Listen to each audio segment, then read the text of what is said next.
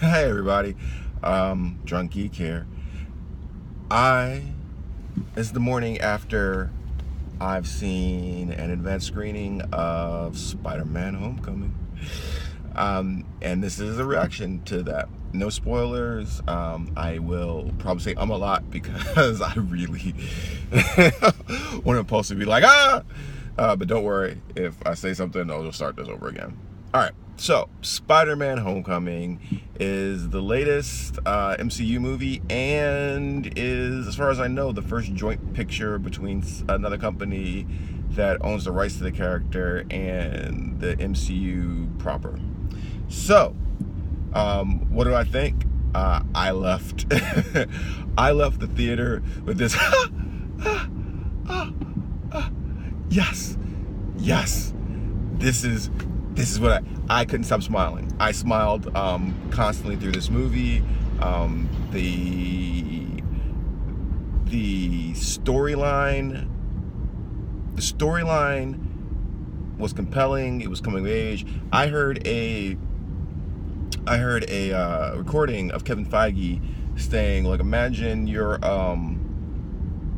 a high school band and the greatest rock star in the world comes and grabs you for a quick show in Europe and then drops you back off in your high school to go back to your normal life.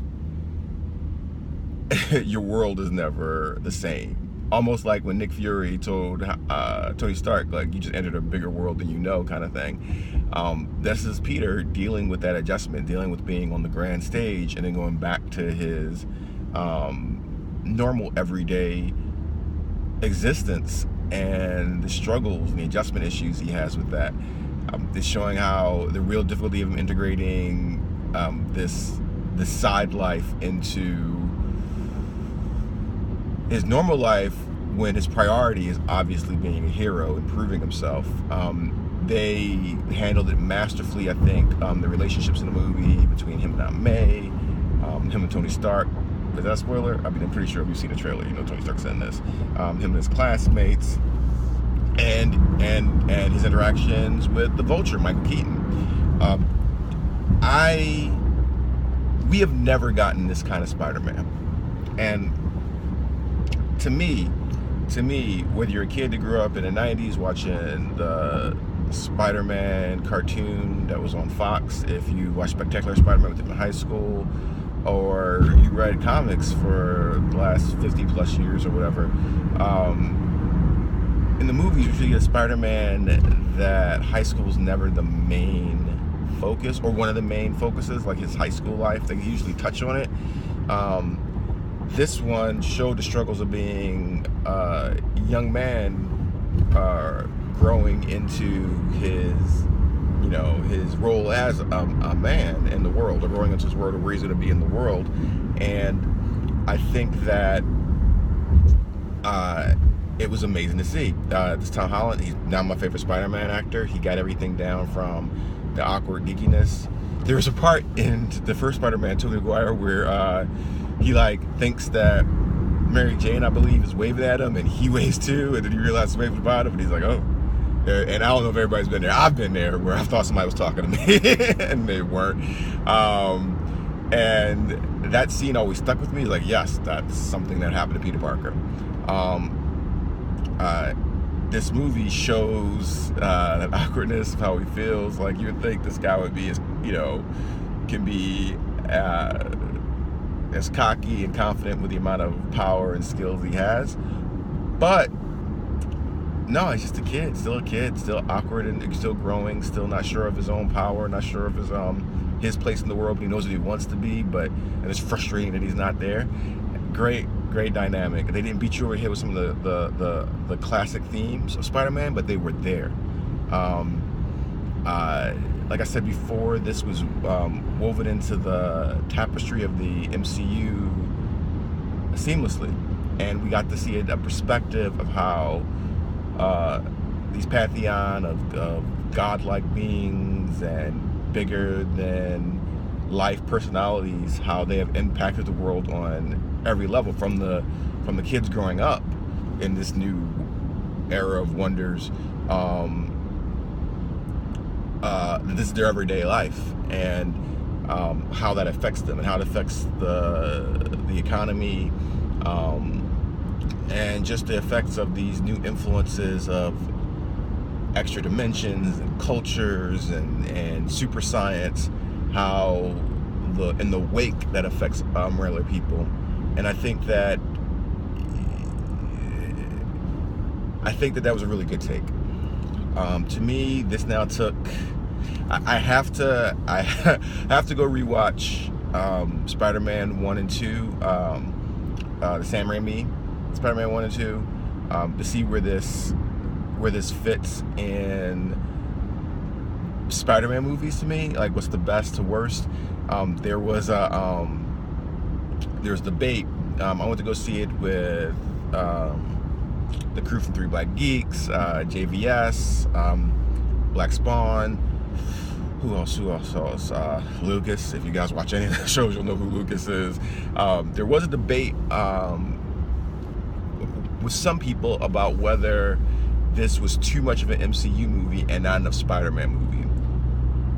I don't feel that's the case. I feel like they adequately explained how and who takes care of what. This was a Spider-Man movie. It was how Spider-Man fits in this world, and how Peter Parker, more importantly, fits in this world. So I didn't have a problem with that. Michael Keaton nailed it. You almost forget, like, you can see when you watch Michael Keaton, and I'm not talking about, when you watch Michael Keaton, you can see he brought a lot of different facets. You see how his acting career, his filmography lends itself to this character. And I'm not just talking Batman. I'm talking from the working man stuff, working on cars, to the frustration and how he deals with it. He nailed it. And I know everybody always goes to Tom Hiddleston as the best Marvel villain, but I would say that a lot of that goes to, we understand Loki's motivations, and even if we don't agree with his actions, we get his side of it. We get the needs he's trying to fill.